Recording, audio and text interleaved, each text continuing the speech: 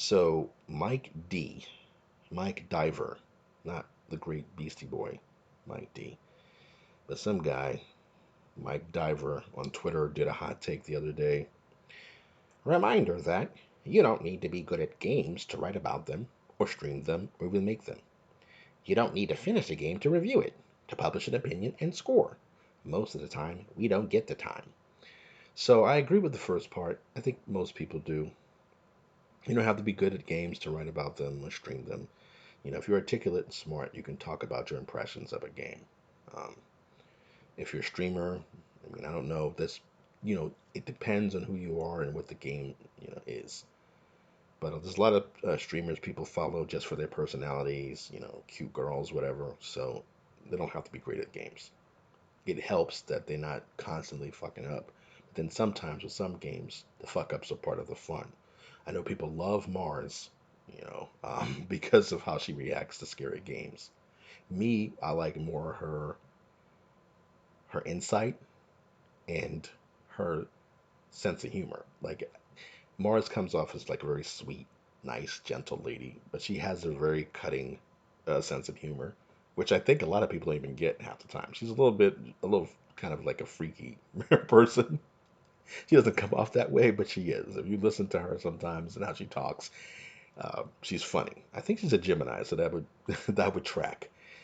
But so yeah, this thing about not fucking finishing a game before you review it and giving it a score, um, I know that it absolutely applied to something like Days Gone, and it's infuriating. I knew at the time, and people were complaining because there was, reviewers. I think it's a GameStop review, where the things they said sounded so generic that was like, are you sure you finished this? Why are you complaining about this gruff bearded white guy when you actually played the game? I feel like most of the people who reviewed it poorly only played, can't talk, only played about 10 hours at the most. But the thing is, the game that you play in the first 10 hours is not the same in the second half. There was a YouTuber, Luke Stevens, used to be Lukey Poo. I hate it when he called himself Lukey Poo. Luke Stevens, actually, I think he did a video apologizing for his initial review of Days Gone, where he called it basically a basic bitch game. Until he got to the point where you get better weapons, you start really going, having to fight the hordes or whatever.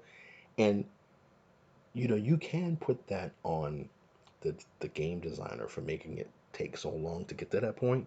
But I think it's an epic, so it's worth it to me to go through all of that. I mean, it is janky in the beginning though. I don't know if I would to replay it, if I would enjoy it as much.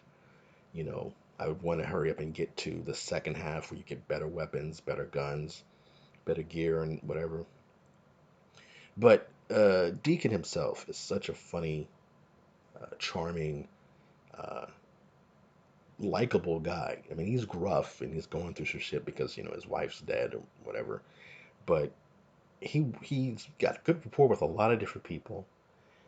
He's he's a really good character, and and he goes through changes, but his flashbacks with Sarah, the wife, and all of that shows him in so many different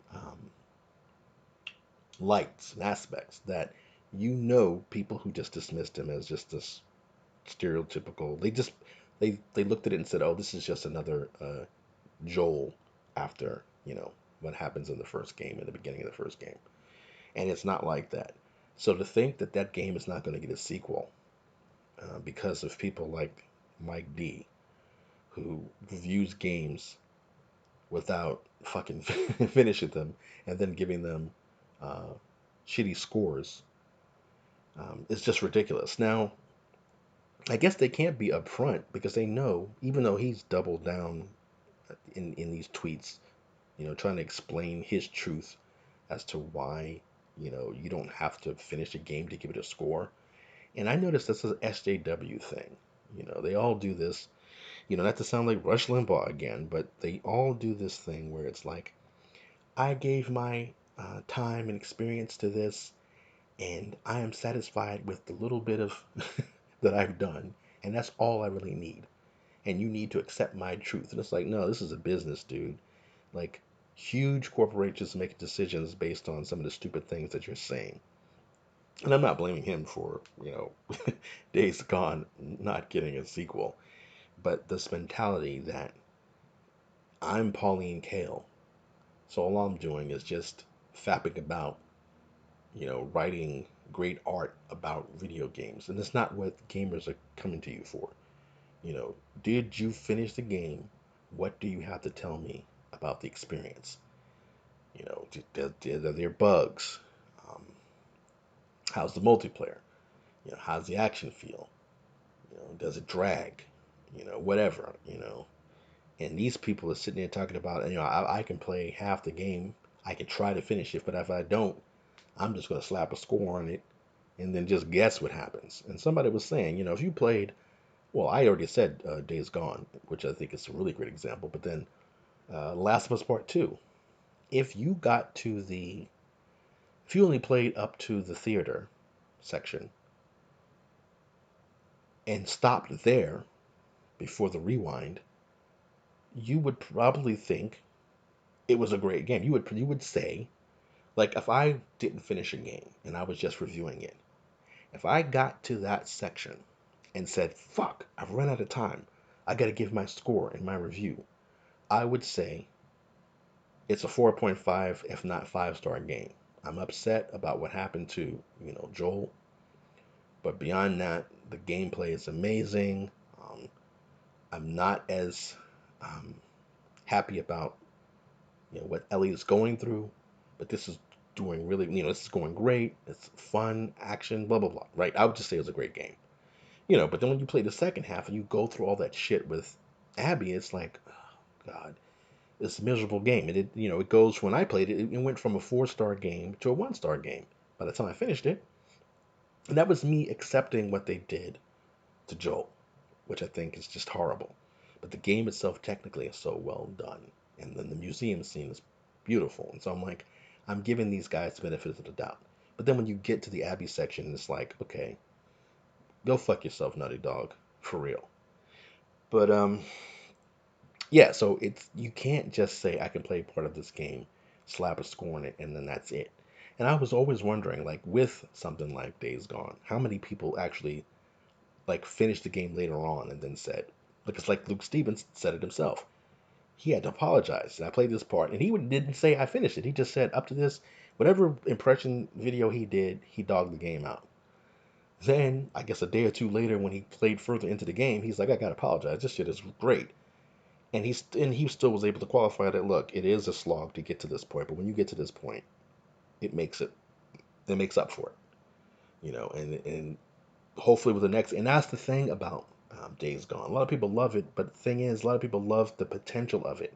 It's a new generation now. There's so much more they can do with that game, and it actually can replace The Last of Us for a lot of people. And unfortunately, we're probably not going to get it. And even if we do get it, who knows who's going to be working on it? I'd rather the Garvin, John Garvin, and what's his name, Jeff Ross, go back to working on it. But they're not with Bend anymore. So, but anyway, let me go. This wasn't really about. Well, actually, it was. To be honest, I was thinking about Days Gone when I saw this tweet, and I was like, this is what kills games, and this is why Sony and Microsoft and whoever else shouldn't be using Metacritic as a uh, what do I want to say, barometer to test whether or not they should continue to make games. If you made money off the game, that's it. Like, look at. I'm not again. I was going to start talking more about Last of Us Part Two, saying like all the awards that game got doesn't mean shit because I dare them to make a Last of Us Part Three. It's funny how these gaming outlets are all like we're reporting on Neil Druckmann's clown tale, talking about, well, we have it outlined, and we know now better what to do with it's the kind of franchise it is. And it's like, yeah, I dare you make another fucking game with Abby and Lev. and then try to put Ellie there with her missing fucking fingers and think anybody's gonna put up with that shit. There'll be a lot of these goofballs who came onto the game with the second game who'll get into it, but it's not gonna have the big success anymore. And these games are too expensive to make to just get what 7, 8 million copies out of it. Um, so yeah, I just don't like this my truth approach to a lot of ways these gaming journalists talk about games. They don't talk about it like from a consumer point of view, and then they get mad when people say, "Hey, look, I bought the game, or I'm going to buy the game. I need you to tell me if it's worth my money and my time." I don't give a shit if you're mad that the game is not talking about the vagaries of capitalism or whatever. I just want to know, is it playable or not? Let me decide what else I'm getting out of it after that. But they all want to be so artsy fartsy. But I'm like, save that for your impression one. Like, do a review that gives me the consumer um, aspect of it, and then you could do a second review talking about, now let's talk about the story and blah blah blah and what I felt about it. And this is what I felt was missing. That's fine, but I don't give a shit about that right now. Just tell me if the game is worth me buying. So I guess that's it. Not much else to talk about. Um, I was gonna say, let me know if you think a reviewer, or you think it's okay to review a game you haven't finished and give it a score. But I don't believe that anybody thinks that. So I'm not going to ask you that at all. That's insulting. Thanks for listening. Bye.